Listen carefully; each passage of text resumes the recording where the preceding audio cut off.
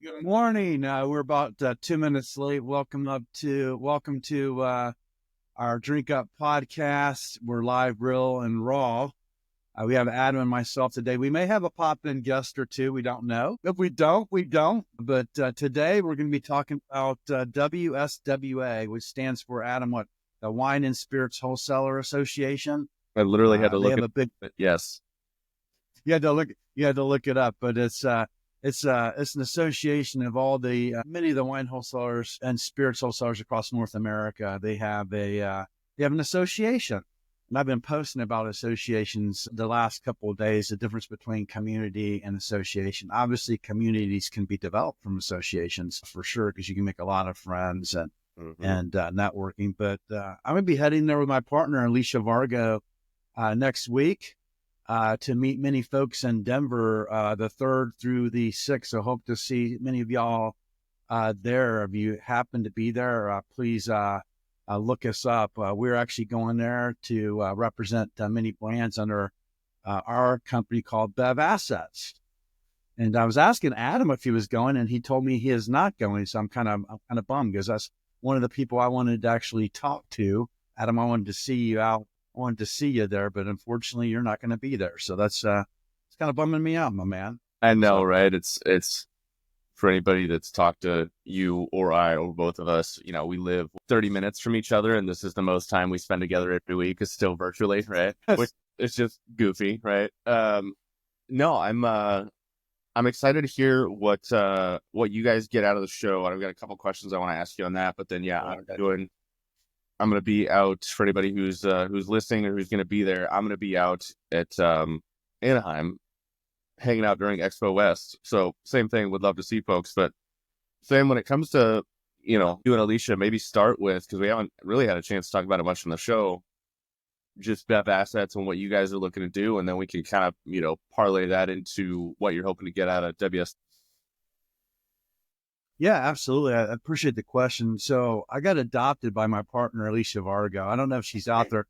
She's having some breakfast this morning with some friends because she's doing she's celebrating her birthday every day. So for the month of January and February, Alicia's celebrating her birthday with her friends and family. So happy birthday, Absolutely. Alicia. But we came together about a year ago. Actually, she just started talking at a company called Drink, which stands for Driving Revenue with Innovative New Knowledge, that was created a couple years ago, actually. And we just started talking, and we discovered our guys in there to help people find work and do right by brands. Those two things: help people find work and do right by brands. And from that, BevAssets was born. So we are a nationwide agency that has over 50 plus sales agents involved with us. We have 30 plus partner companies, and Alicia and I act as supplier hire leads. We do two things. We help brands find distribution and customers. So and I promise not to run us all the way down this rabbit hole, but I mean, the guests we've had on the last few weeks, I mean, I think we've talked about this, almost ad nauseum, but it's something that I never, lose interest in is, we talk about being nationwide, having, 50 kind of partners within the BevAssets team helping folks out. I mean, as somebody who doesn't speak sales and distribution as well as you do, are those folks broken out regionally? Are they broken out by, end customer retailer that they know best? Are they broken out by product type? Is it kind of a mixed bag of all of those things? Like, how do you guys structure that? Yeah, so I think it's the latter of what you said, all of the above. Okay. It depends on their expertise and what they do. Yeah. Many folks enter this world. Now I'm blessed that my partner's been an entrepreneur for 20 plus years. She built actually a multi-million-dollar lingerie company after leaving a senior vice president over That's great. Breakthrough. Yeah, she built that, and it actually helped many of it to actually feed cancer patients that have gone through double mastectomy. Probably butchering this literally, Alicia, so I apologize. But she then also, for the last 10 years, had a company called Speakeasy Wine and Spirits. And she worked with many clients, and most of her clients have stuck with her for, a decade. So she's looking for, long-term relationships. But she decided that she wanted to do this with me, and we created this, and we're excited. But to go back to your question, so many people enter this, and they don't know really how to begin. They didn't even know, maybe as simple as like setting up an LLC, right? But most people have a geography that they have responsibility for. They maybe came out of Kentucky. Like we have a good friend, Mark Galamy. He manages MAP, his consultancy, and he has focus in Indiana, Kentucky, Tennessee, Mississippi, Alabama. His world's starting to expand pretty big because I've been working with him and together. But he helps us with brands and his consultancy. So we have a brand like High Bridge Premium. We actually represent those folks. I'll announce it now, but it's a hemp-based Delta-9 product. Mark is helping us find distribution, but then deals with distributors. But then there's people that call them customers. So we have that they can actually walk us into BevMo, Total, Specs, ABC. So we have folks like that we can activate. What we realized, Adam, I'm probably going too long here. No, please. What we realized early on is that no one can do it alone in this space, right? So the brand then to come talk to us, remember, we want to help people find work. So we help people like Mark find work, but we want to do right by brands. So a brand comes to us and says, hey, look, I want to be in this state or that state. That'll help us inform what sales agents that we work with across North America to activate. Some brands just want to be in distribution and Total Wine and More. So we will introduce them to someone that can actually help activate that and get them in distribution at Total Wine and More. Totally. No, I mean, and that's the whole reason I asked the question. You're not belaboring the point at all. I mean, I think that's something that when I talk to, and no knock to any other group out there, but when I talk to folks who are looking for assistance in sales and distribution, I mean, I had a new mutual friend of ours, Josh Arrington, shout out Josh, had coffee with him the other day. And one of the things we talked about was whether it's somebody in the operational side or the sales side, but specifically when you talk about distribution, there is such a thing as, you think about all of the relationships, all the distributors, all the retailers around the country. So for one person or even a small number of people to say, oh, we can help you with all of that, that's just simply not true. There's just too many relationships and too many conversations, right? Like the math ain't mathin'. So I think the fact that you guys have built such a large team and want to continue to expand it is the way to approach it. Yeah, well, I got to ask a question back to you. So what is your consultancy, Adam? What's the name of your consultancy? So my group at the moment, and I'll tease some stuff there. There's some folks I'm working with. I'm doing some other things, but right now it's Alias Advising, which I don't think we've mentioned by name in a minute, but called it Alias because my name's Adam Smith. It sounds like I made it up as a cover for, some sort of government relocation program. But yeah, I mean, it's largely operationally focused just because that's my world. But then to your point, right, it's just finding the people that oh shit, there go my notes. It's just finding the people that can help in other areas like yourself, right? So when I talk to a brand, I call it the give a mouse a cookie paradox, right? So I'll talk to a brand about ops. Well, inevitably, and this happened yesterday, a gentleman I hadn't talked to in 2 years emailed me out of the blue and said, hey, I'd love to pick your brain again. You were nice, when we talked before. So we did. And he goes, how do you feel about sales and distribution and pricing? And I said, oh, I can tell you that, the hills that I'm willing to die on in terms of the logic behind those things, but I do not have a Rolodex of relationships in that world, right? So this is a great point you're making right now, right? So here's an example. So we have a little brand that's like a tomato-based product out of, it's Casa Cobre. I'll just throw it out there. So we connected them with you because guess what? Alicia and I do sales and distribution. We don't do operations, formulation, that world. We're not. So anytime we get a brand, we're going to bring them to you, Adam, because then you had a nice conversation with them and you set them either on a path that they want to agree with or not agree with. But what you shared with me this morning is exactly how BevAssets works is we want people like you to actually be able to plug into and give you the suppliers that we work with because we don't do that. And that's why we created those partner companies, by the way. We're cutting out a little bit here. Damn it. Come on. No, I hear you. It's my phone. As long as you can hear me. Okay. Yeah. Hey, everybody, the way this feed works, basically, we'll put it into a podcast, but I can see it on LinkedIn. You probably can hear Adam just fine. But we're on a software called Riverside TM. And Adam has 8 guests at his house today. So he's struggling a little bit with internet capacity. But anyway, the point is that that's what BevAssets is. That's what you are. Like, as you have that customer and they're talking about sales and distribution, I'd hope, hey, you would feed those back to us and we can have that discussion to help the customer. That's the whole idea of what we've created. 100%. So first, I just got a text come through on my phone, Sam, and I didn't recognize the number, but I think I know who it is. I just don't have it saved for asking you to send over a link. I think we might have a surprise guest hopping on. Okay.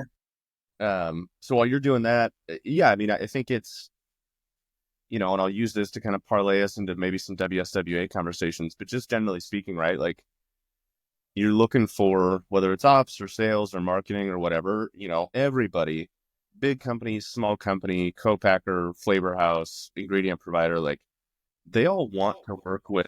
This is what happens when you go live and real, everybody. Anyway, I apologize. I'm trying to get that person on the phone, so this is how it rolls, right? Keep on going, Adam. Sorry. You're good. Do your thing.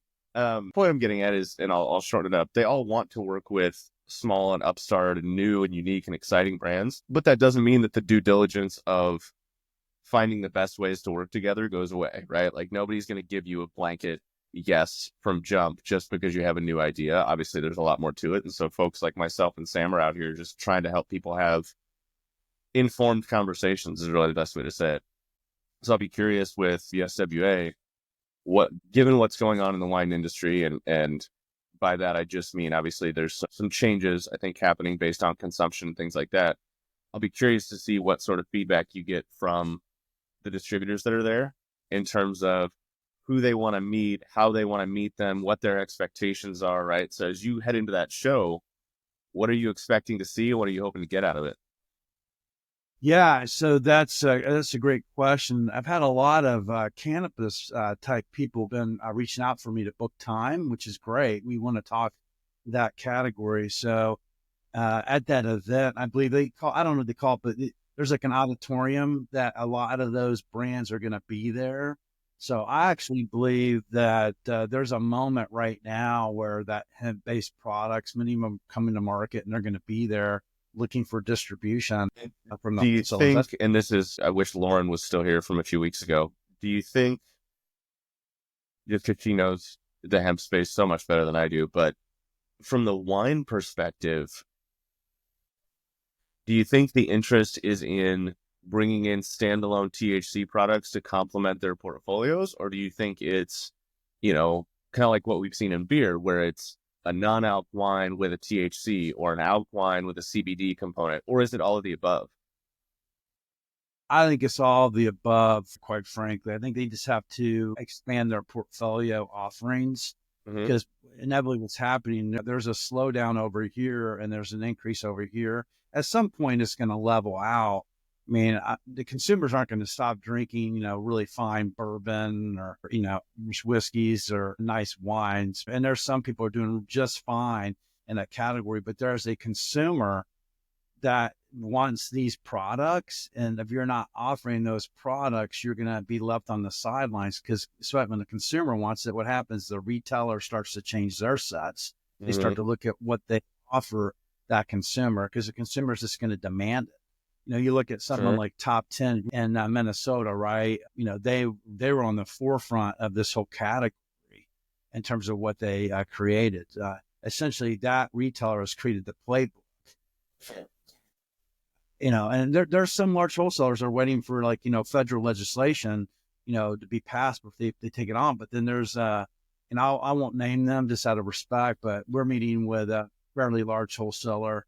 And they have over 108 brands in their portfolio of that product. In the THC space? Yes. Holy shit. Okay. Wow. Yeah. So they're on the forefront of it. And quite frankly, they might be positioning themselves, and they're not the largest wholesaler. They're like, number 5 or 6. Sure. But they might be positioning themselves to expand their operations fairly quickly. So look, the category is not going away, but the other one is non-alcoholic products. Well, that was going to be I actually think that. Yeah. Go ahead. Question. I'm glad you brought it up because I'm curious. Again, my closest connection into the wine world is consuming it, right? So I'm curious from a distribution standpoint. Obviously THC is having a moment and everybody wants to talk about it, but from what you've seen or maybe what you expect to see, are these wine distributors kind of like the beer world, just trying to wrap their hands around non-alc wines, functional non-alc wines, functional wines, THC? I mean, everything they can, right? Right. I mean, is that the goal, right? Are they trying to just have as wide a portfolio as possible? I talked to a guy in Miami, actually, Leo, if you're out there, if you're watching this, he says something very brilliant. We're taking him through our portfolio, and he looked at the portfolio, and I'm not going to name the distributor, but he said, if this such distributor doesn't take every one of these brands, they're crazy not to quote Leo. And Leo, I'm sorry to quote you, if you happen to capture this, or you happen to join this morning, but he's right. So, because what's happening right now is, and I get it, because I was a distributor for 10 years and I was in trade development for a very large distributor called Breakthrough Beverage, right? Yeah. And we were very selective who we brought on because we didn't want to just bring a brand for not to be successful. But at this point, if you're not taking on an NA product or a hemp-based product, and if they're well financed, they can get you and when you're ready to get it, and they're putting money that you should consider it. I don't know why you wouldn't. And this particular wholesaler has lost some large suppliers. He's like, they should take it. Like, at the end of the day, they should take the products. At the end of the day, like, we have brands like Amethyst from Burnt Church.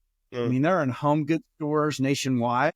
They sell pallets of this stuff, right? So we're working on finding them distribution through, the wine and spirits. I mean, you should look at the product Amethyst. I mean, this thing is unbelievable. It's like it behaves like a gin, I mean, it's see that, but these are some of the products we represent. Another one's called Remix, which is another NA product, and it's in a can, and it has like low calorie, all natural ingredients, and you can use it in two ways. You can use it as like, okay, I'm being mindful, I don't want to drink, or you can use it as the ingredients of a cocktail, right? This is where the consumer's going. So the distributors not taking these products and really doing their homework. That's why BevAssets exists too, by the way, is that we want to help be that link between the supplier and the distributor to get the right products into their houses. Ultimately, all of us have the same goal, right? Is to get past that retailer or on-premise operator to get to the consumer. Well, do you think, and again, specific to the wine world, because we've started to see the shouldn't say we've started to, it's been going on for a minute, but the kind of democratization of beer, meaning, right? Like, obviously you still have your massive sets for Coors and Bud Light and all those things in the stores, but you've seen over the years more placements for smaller brands taking up, right? So instead of it being one monster that constitutes the entire beer section, you've got one big guy that's taking up maybe 20-25%, and then the smaller guys are all sharing the other 75. Do you see sort of the same thing happening, or do you see, to your friend Mark's or Leo's point, are the wine distributors, are they thinking that way yet? Are they starting to come around to it? Meaning, like, they're not going to maybe go chase as many big brands to try and, woo them over to their portfolio, but they'll go chase, 200 small brands, knowing that 20 of them might take off. Oh, so here's the deal. I mean, the big guys are important to the distributor, right? Because they keep the lights on at the end of the day. So there's inevitably always going to be a battle, but the margins are slim, and the stakes are high. They have to execute superbly at those businesses. But I would say that if you're smart, those long tail suppliers, and no offense to the suppliers, that are long tail, because eventually you can be the big guy in the room. Look, Tito's called on me, back in like 2011, and they were nothing. We used to tell Tito's, hey, look, you can have 2 meetings a year. You can have maybe 2 or 3 work with, a year or two.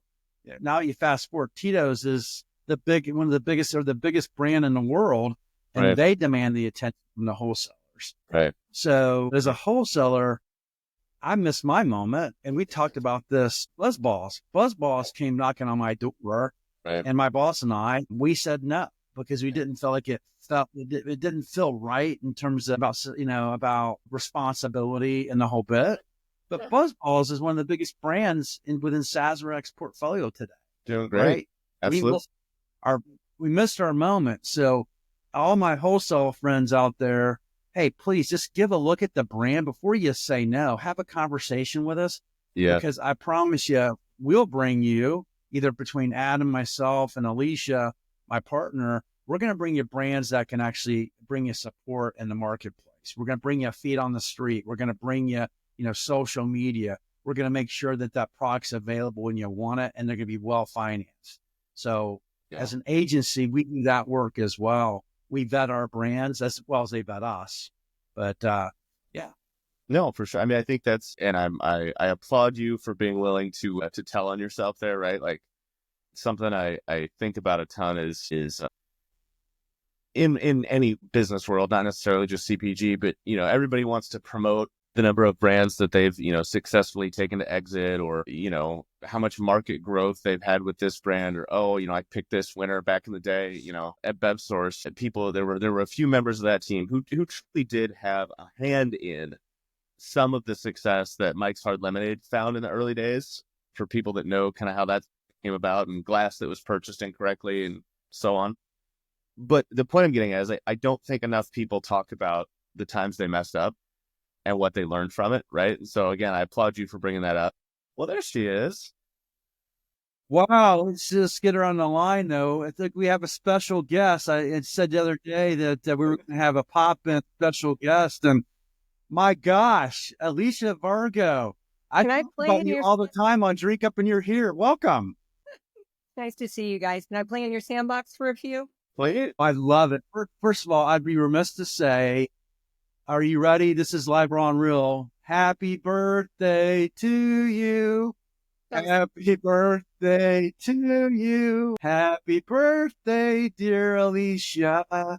Happy birthday to you. The birthday that keeps on giving, my friend. Happy birthday. Are you on your cell phone by chance? Yeah, I am, because Can you switch your cell phone? Just flip it. Technologically challenged, as you know. Let's see if it work. It might Can you not see work. me that way? Just flip it back. Sorry. Go flip it back. Okay. All right. Sorry, guys. It's like, welcome, Alicia. So you had a big birthday brunch this morning with friends? I had a birthday brunch, yes. So I cut it a little short because you gave me 12 to 14 notice that I needed to be here, partner. So this is my work wife, by the way, Adam. So he keeps me. Matter of fact, she cares about me more than my own wife, which is great. Alicia involved. Sorry, Susan, she's giving me the evil eye now. But the only reason why I came on is because of Adam. I have a soft spot for him because he's a good soul. Oh, thank you. Very kind. I'm definitely one of those. I got to get myself better organized, Adam, the whole bit. But we have our special guest. So we were just talking about, and Adam's asking us some questions about BevAssets. So maybe, Adam, we can ask Alicia, because she's really the brainchild behind this operation. So I've just been adopted, and I'm just glad to be a part of it. Well, I don't know where you two have touched on this morning, because I wasn't on I didn't listen to the podcast so far. So where are you guys at? So I'm not redundant. No, not necessarily a bad thing when it comes to a few redundancies, but no, we touched on, Sam mentioned the two of you having somewhere in the neighborhood of like 50 partners around the country to help with, various conversations, whether it's with distributors on brands' behalf or end retailers on the brand's behalf. And the piece we talked about there was obviously like, it's just too much work for any one person to do. And so having a group of that size, right, while it may, I'm sure, be cumbersome in times, has to be the case if you're going to have a nationwide impact, because there's just too many relationships to try to manage otherwise, right? So I'm curious from your perspective, Alicia, and it's not something we've gone over yet, if it's 50 now, in a year, is it 200? At what point does that number stop swelling? Or is there a number in your head where you go, okay, this is enough people for us to manage what we're doing? That's a really good question, Adam. I think that what we're creating is a community. Totally. And a community where we have the right agenda, where we can funnel income down to anybody that would like to participate and be part of a very effective organization when it comes to sales and distribution. So I'm not answering your question that well, whether it's 50 people or 2 or even 5. It's the quality and the people that get it, right? Because I sleep at night and I've done something meaningful every day, to help people. And that's really, I think if we can get our message across to the masses, I think that it can grow in a very. Yeah, it really fits into one of our whys, Alicia, we talked about, is to actually help people find work, right? So we can actually, these sales agents across North America, we can help them with brands and help those brands actually do right by those brands. I mean, really, everything we're talking about fits in what our 2 whys are, correct, Alicia? Yeah, it's really simple. Rocket science, or I wouldn't be in it. Well, that's true. That's why I was a communication major in college. And yes, I was a C student, everybody. Full transparency. Funny. I'm trying to comment on I'm having tech issues all over the place today, but long story short, there's a gentleman, I'll text him. There's a gentleman, Nathan Ruff, that I met recently in Tennessee. Okay. Who, as it sometimes comes to pass, myself included, right? Businesses downsize and folks get laid off. But I met Nate through our mutual friend now, Josh. Right? Josh is from Tennessee. He now lives here. I met Nate. And so Nate, again, works in that part of the world for sales and distribution. So you talk about growing your network. I mean, it's an introduction I'd be happy to make. But so Alicia, from your perspective, kind of diving back, we were talking a little bit about WSWA, and Sam gave his answer. I'm not going to repeat it because I want to hear yours. What are you expecting to get from the show? What do you think you're going to hear from those distributors in terms of what they're looking for? What's your take on it as you head into that trip? I think that I can be redundant and say community, but when you look at all of the different quality connections that we have, and so many of the connections we just not met face to face, whether it's Deborah at Powered Brands, or there are just so many people that we haven't met. So it's going to really be wonderful, but faces to names. Do with distributors, or for instance, it's kind of interesting that we have a point with Mexcor I've played laterally with for 10 years. I worked with probably 12 to 15 tequilas over the years, where I've referred the Casa Maestri brands and worked with the distillery, worked with the production, and Eduardo or the group at Mexcor don't even know that I've been invisible behind the scenes, but it's going to be wonderful to meet them because I have so much history that they don't even realize. Sure. So the connections are going to be very meaningful, I think. Yeah, I love you said that, because I got a chance to go to BevNet, and I've met a lot of people virtually, conversations like this. But boy, when you actually meet them live, like our dear friend Courtney O'Brien is an example that I actually got to go out to dinner with her and really get to know her. And now when I talk to her virtually, it's even that much more meaningful. If you can meet them where they're at, and those folks, it just goes a long way, Adam. So, but I love also just, I love long-term relationships. I covet long-term relationships, whether it's with brands or distributors, sure, or anybody in the industry, right? And so it really is going to be, it's just more relationships come out of these type of events that are long-term. Yeah, So, we pay for the event. We'll maybe go check out a couple of things, but most of the meetings happen in and around the event. Yeah, which is pretty amazing, right? That you always say that, Alicia, is like, we're gonna have a coffee with some people, lunch with others, dinner with others, a quick gig. It's like speed dating almost, and then we're gonna connect with old friends and meet new friends. Alicia, I was telling Adam, the most amazing thing happened to me this the last couple of days is I'm starting to get a lot of people like, hey, you're gonna be at WSWA, reaching out to me. And I'm like, sure, happy to meet with you. Here's my number, or let's find some time. But yeah.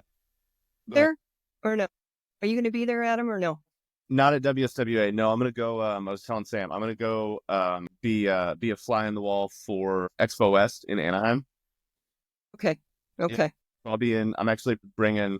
You talk about building a community, right? So I'll tell a quick story, which Actually, I'll take it back quite a ways. So when I was 16 years old, I met my now and still best friend. He was the best man at my wedding in high school. He just moved to town.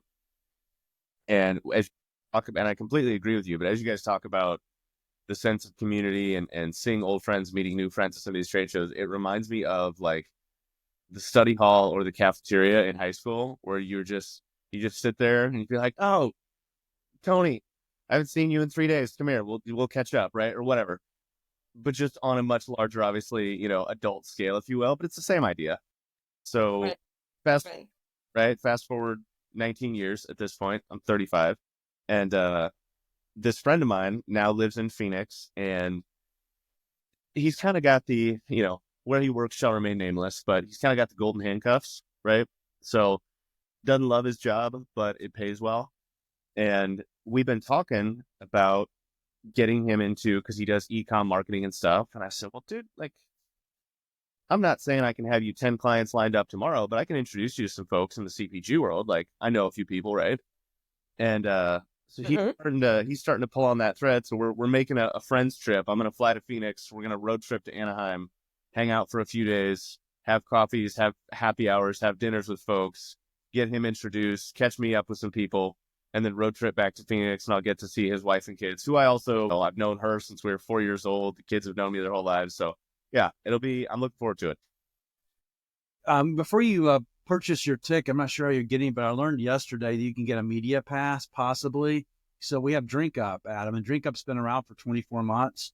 So if you do that, let me know, because I'd like to be on that pass as well. Like, we could probably get a couple passes on that. So I'm not sure how you're going about it, but I'm not sure. But someone told me that, hey, if you're media, and we are, right, you can probably get a media pass. All I've booked right now is the I'll call it the travel accommodations. I'm still picking away at how I'm going to attack the show itself, or how I'm going to approach that. So yes, absolutely, we can circle back on that. What was I going to say? I'm curious. Going back to you, But what a career you're creating, Adam. With the road trip, that is so cool. well, thank you. Sorry, you cut out the beginning. Yeah, it's I don't know. This is the guy that, like, again, quick personal story. When I moved to Minnesota, I had paid off all my student loans in my early 20s, which was great, but I was dead broke, right? So this was the friend when I moved up here. Again, him and his wife were living in downtown, right across from where the old Viking Stadium was before they tore it down to build US Bank. And I called him, we catch up every now and again, but I called him and I said, hey, is that couch still free? He goes, yeah. It's like, okay, I'm going to need you to fly out. I was living in Vegas with my dad. I said, I'm going to need you to fly to Vegas. He goes, why? I said, because we're driving back to Minnesota and I'm going to sleep on your couch till I find a job. And without question, okay. He's like, I'll start looking at it. Sure enough, he was out there about a week and a half later. We drove back. So it's cool. It's really fun for me to be able to kind of return the favor in a way. Right. So, yeah. Yes. Yeah. Yeah. Good for you. Thank you. So when you think about, whether it's BevAssets or WSWA, I mean, and I'm sure the answer is a little bit of both, but are you guys going with the intent maybe, or the, because I'm sure it's all of it, but like the larger intent of just understanding kind of who's who in the zoo, and maybe some distributors that you either don't know yet or that you want to know better? Or are you going with the more explicit intent of, Sam mentioned you have 10 brands right now. Let's make sure we get them as part of the conversation with anybody that we talk to see if we can find them a home, right? Is there a direction you lean harder, or are you trying to stay pretty even on getting both of those accomplished? Our mission there is to meet with distributors, since we also specialize in every other area, from TTB approval to DTC to every aspect of it. There's going to be a lot of different direct-to-consumer businesses. Yeah. What's that? I hadn't even thought about the direct-to-consumer. Yeah. Transportation. I specialize in logistics and warehousing. There's a lot of different organic legs. In fact, this was interesting, Sam, because you had posted something this morning, I believe, about somebody had asked if they should have multiple businesses. Which podcast, or which when did you? That was yesterday. I did a post. Okay. and is about, I think it was about associations and community, but I absolutely believe, well, go ahead and finish your thought. But Yeah, for me, I always had a base of a business, a solid foundation, and then continued to add organic legs of revenue to each organic legs of revenue, right? So, I feel like at the sales and distribution, we've got multiple layers. We've got the sales and distribution piece, and then we specialize in so many other areas that are multiple streams of revenue. So we have lots of different meetings, but our main intent, going back to your question, is sales and distribution. At the end of the day, it's about boxes, right? If I'm not selling boxes yesterday, if I'm not selling boxes tomorrow for a client, then, Right. we're failing. Right. So, none of us are in business. Let's put it that way. Yeah. So, it's about sales and distribution, and it's about establishing long-term relationships. Many of the distributors that I've been working with for 10 years. So wonderful to see them. It'll be wonderful to create the new relationships. And we've got a beautiful playbook of all of our just wonderful small family-owned business brands. And we're just super excited about that. Totally. Yeah, it's just amazing. I'm an agency. I remember the days I worked for Hubline, and we were talking about this the other day. I know Alicia Vargo talking about it, but I had this epiphany. I'm like, oh my gosh, we're like Hubline. So Hubline was like a sales agency. So we have brands that we represent, the distributors, and we have a team of people out there that can help move things along. So it's, and we, for the distributors, we get them resources, because we always talk. I hope that all my distributor friends are listening. I believe that it's the most valuable resource in our business. And I believe that we have to be better as suppliers and agents to bring you the resources to activate those brands and market. And that's what we built. I mean, we have over 2,000 hospitality workers, soon to be 50,000, I believe, Alicia. I'm making that a turn here, that we can actually activate in the market to actually create pull from the stores, to actually get something done. Because the reality is the distributor, they have a lot of hats they have to wear. So we can enhance that to help move that brand along, to give them a fighting chance. That's what we do as well. Yeah. No, I mean, again, it's something we talked about. We talked about it with several people, Sam, you and I, and Alicia, I know you're well-versed in this, it got mentioned, I think, that most eloquently or efficiently when we were talking to Dave, but right, the battle begins once you've gotten a distribution arrangement set up, right? Like then is when the true work starts, right? Everything else is just getting the wheels on the bus. Now it's got to move down the road. So yeah, I mean, having a group. I'm gonna interrupt. I want to just answer some of these people that are coming in. Catherine Ray says, "Good morning from Vancouver Island, BC. I'm working with a new alternative beverage distributor in the States, so I find this conversation very interesting." Thank you, Catherine. Thank and you. then Leo, our friend Leo down in Miami. I was talking about him today. Hi, Leo. Hi, Leo. I was sharing some things there. I don't know if he's still on, but Leo says, "Exciting to see how this conversation unfolds. Your insights are always valuable." So thank you, Leo. And then I think you made an introduction, Adam, here. Nathan, you should meet Sam and Alicia. So thanks for the introduction. And then finally, our friend Ryan Adam says, "Good morning, Sam and Adam. Coffee in hand. Looking forward to hanging out for the next hour. Happy birthday, Alicia." Thank you, Ron. Sorry. Hey, we're live, raw and real, man. So why not just make sure thanks for giving everybody out there. Thanks for giving us some love, and please, anybody else. Yeah. Please. Absolutely.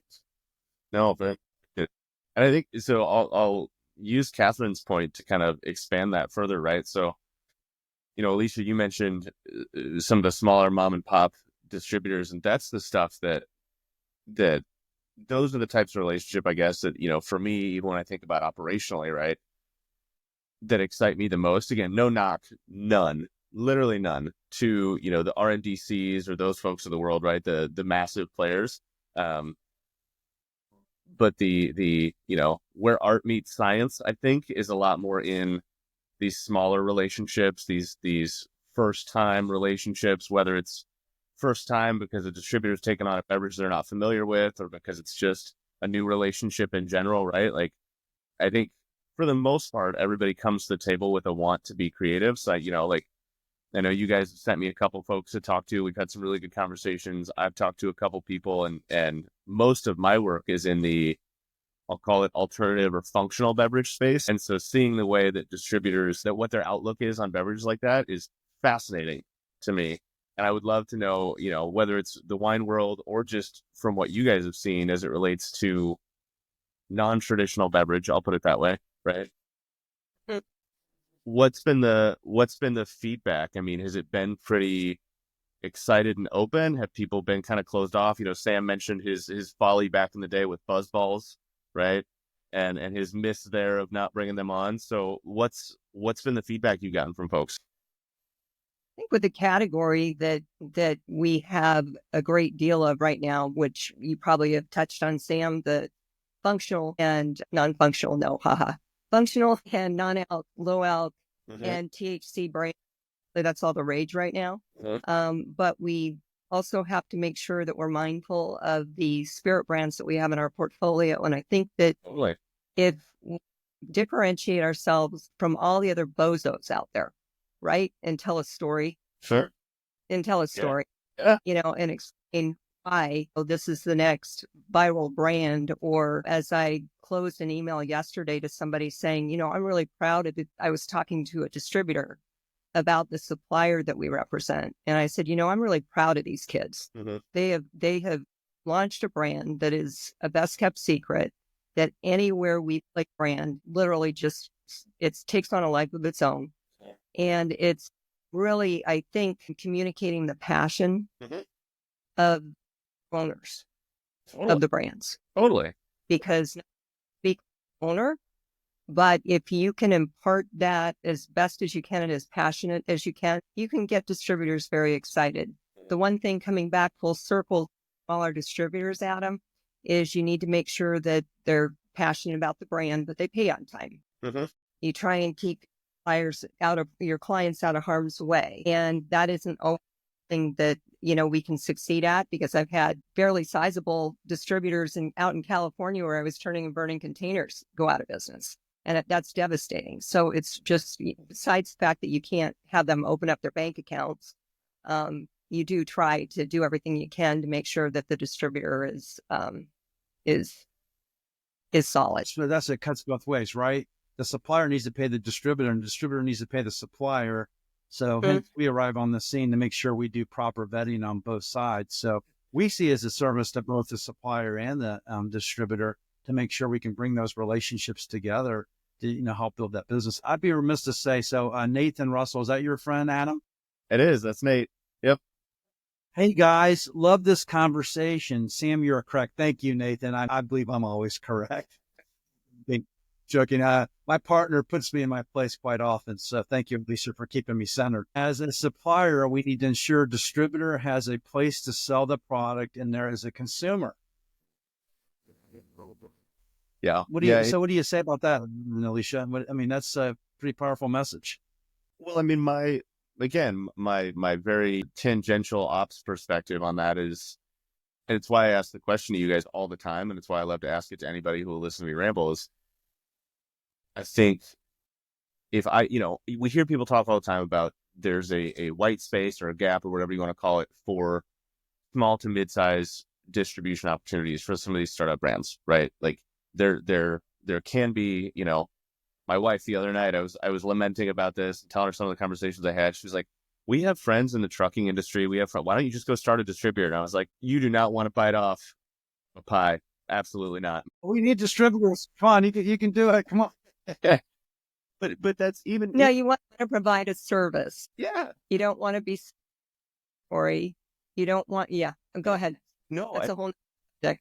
That's exactly what I'm getting at. You're spot on. And that's what I said. I was like, you're right. There is a space in that market. And even, from her perspective, she could see it based on what I was talking about. Right. And so it is exciting and it is fun when you get a young distributor that's hungry, that's looking for new brands, that has, a financial base that can pay on time and can tell a good story on behalf of a brand owner, or is willing to hear a good story from a brand owner who's passionate.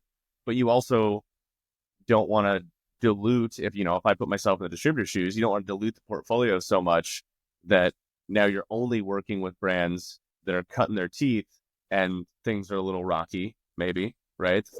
Shaking a little bit. So as with everything, it's an overused term, but you've got to find that balance. And I think last piece I'll say, and then Alicia, I'd love your perspective here, but I talked to a gentleman yesterday, who I'll introduce you to when the time comes. He and I ran out of time yesterday, but he asked me for my very general perspective on sales and distribution. And he told me that his background, he lives in DC, and he's like, yeah, I have a background in PR. And so I don't know how much that's going to help me, in making a CPG beverage. And I stopped him. I said, if you do it right, it'll help a ton. And he goes, what do you mean? And I said, tell a story. That's the job. Tell a compelling story. Pay your bills on time. That's it. Right? That's really it. Now, there's a million different tools, partnerships, and things that come with that, but it really boils down to tell a compelling story, pay your bills on time. Right? And he goes, it was just such new information. Anyway, thanks. No, that's great. I think that just expanding on that from a distribution relationship, when we stumble across a gem out there that is maybe even a best kept secret as far as a distributor is concerned. And when, let's just say we've placed our first brand with them, my commitment or goal, and I let them know up front, is to try to be their biggest fish in their pond. Yep. To try and grow brand. Yep. To where I can add so much value to their their business. That's my goal, is because I care so much about the brands, but also about building their business. And I'm responsible for that. And Sam and I are both responsible for building that business, because you can't depend on a distributor and you can't depend on the retailer. They're just busy. Right. When you're talking tens of thousands of SKUs. Mm-hmm. So what can we do to support them? And it goes back to what Sam said. It's our responsibility. But I'll tell you, nothing feels better than, after a year, to be one of their biggest fish. Absolutely. It's just a great, my heart happy, so. Yeah. We just got to help them see the forest through the trees sometimes, because, give us a chance. You give us a chance. I told the Buzzball story, and then Shane a few weeks ago, Loman, hey Shane, if you're out there, but he talked about, he turned Athletic down when he had his own little wholesaler in Pittsburgh, Pennsylvania. Mm-hmm. And so don't miss the opportunity. Be open to talk to us. We promise you that we're going to bring brands that can pay their bills and that they're going to be supported in the marketplace. And we're going to, because we put solutions in those brands. We tell, like you, Adam, we have those straight up talks with our brand owners. Hey, look, if you're going to go to market, this is the price that you need to be at based on your competitive set and where the market's at. Hey, if you're going to go to market, you can put the push program together, which is incentives and, the buy one, get one type of programs, but you also need the pool to get the consumer to come to the shelf. So therefore you need like an e-commerce strategy, to drive those trips into the store, whatever it may be, or social media, the whole bit. So that's what we do.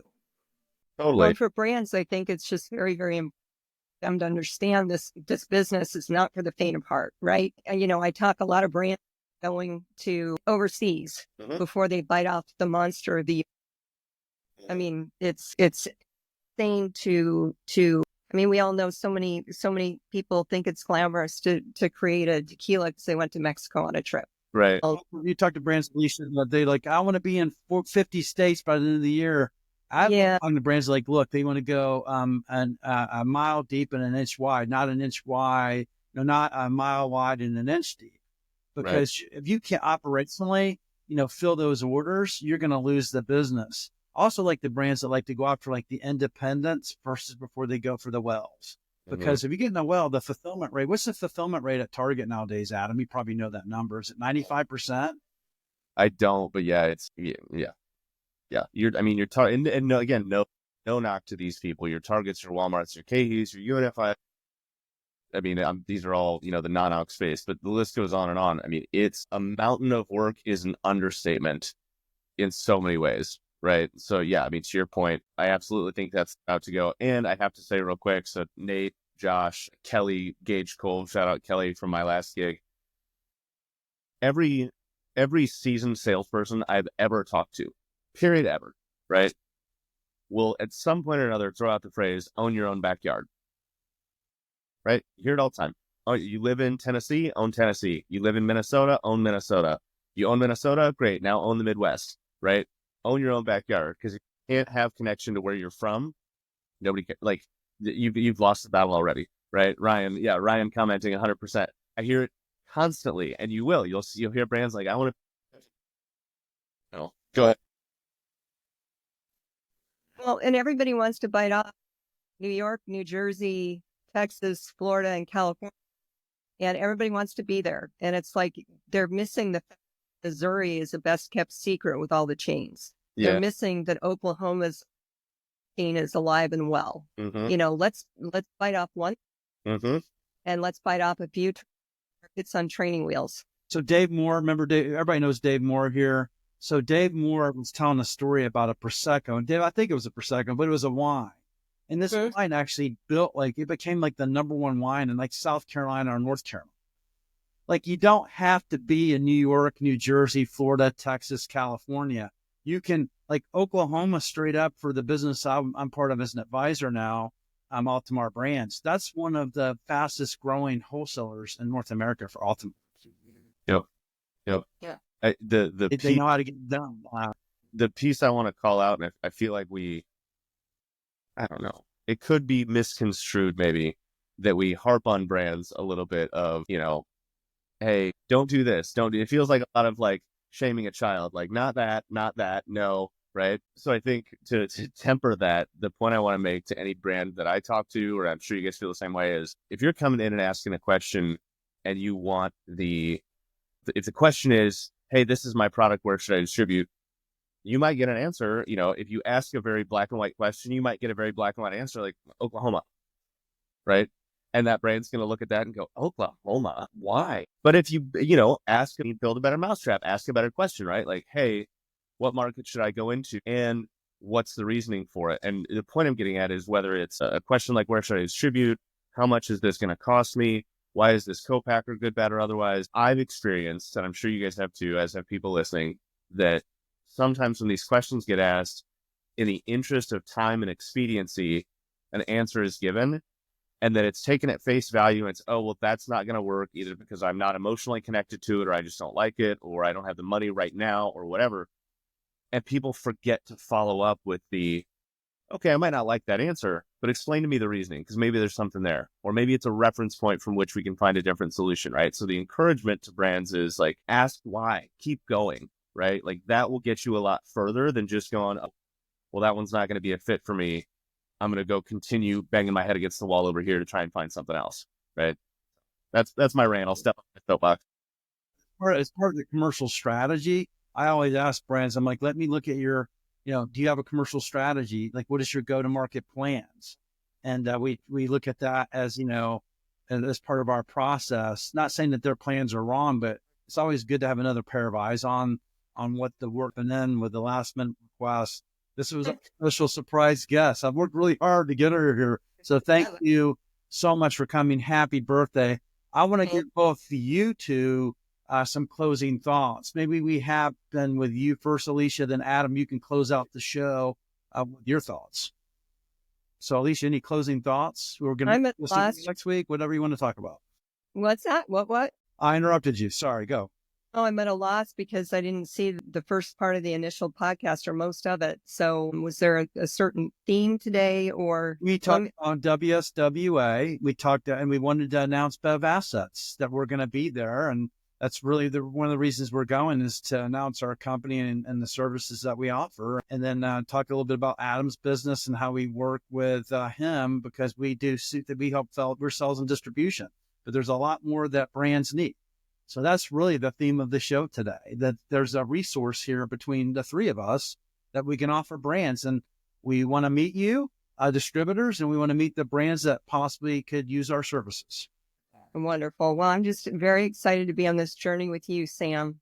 I think that, a lightning bolt came down when I've had two partners now, Chris Stevens for almost 10 years with Speakeasy, and I jumped off the deep end with you. And I think that, once again, if we can continue to create jobs and continue to do right by brands, and it's a new era in this industry. And, you have to pivot and you have to change. And God knows at nauseam, I say, build a better mousetrap. And hopefully we can do that every day.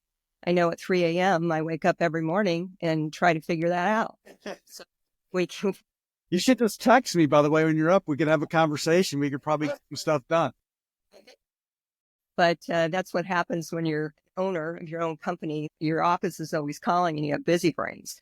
But, whatever we can do to continue to help people and to help brands is, might sound mushy, but that's why we're doing this. Somehow, I don't worry about the financial gain because that comes. And, I've been blessed and humble over the last 10 years to have done this right, and structure my services right.